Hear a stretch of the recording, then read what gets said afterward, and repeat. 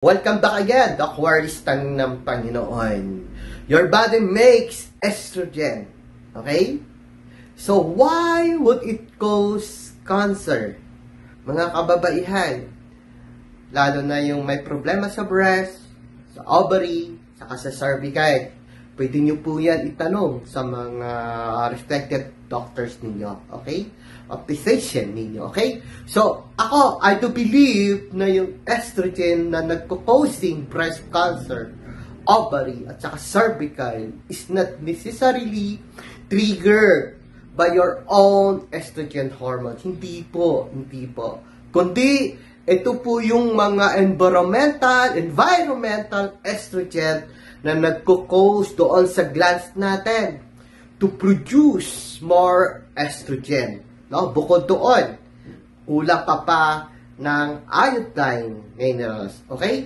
And that, nagko-control po ito tungo doon sa cancer cells. Okay? Meaning, it's an external problem po. Nasa environment lang po natin. And these are these things called endocrine system disruptor.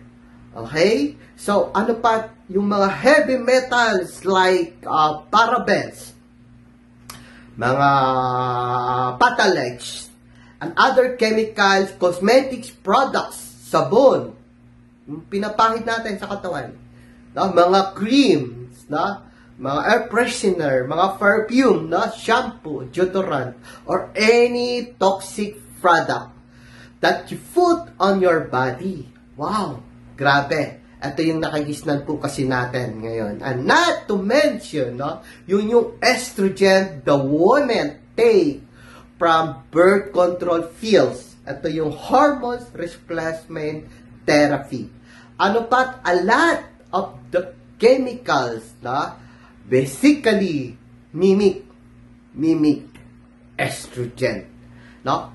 Why? Because they are known hormone disruptor. Now, if you want to have healthy hormones, guys, unang-una, no, mga kababaihan, huwag nyo pong i-compromise yung 8 hours na tulog ninyo.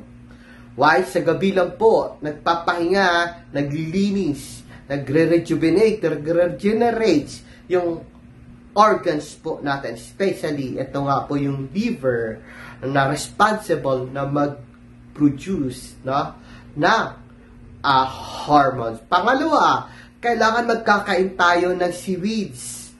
Mayaman sa iodine. Bakit? Kasi yung seaweeds, lato, pako, siya po yung regulator ng estrogen hormones natin.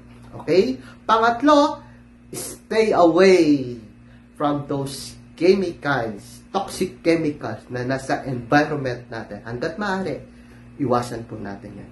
Thank you so much and God bless us.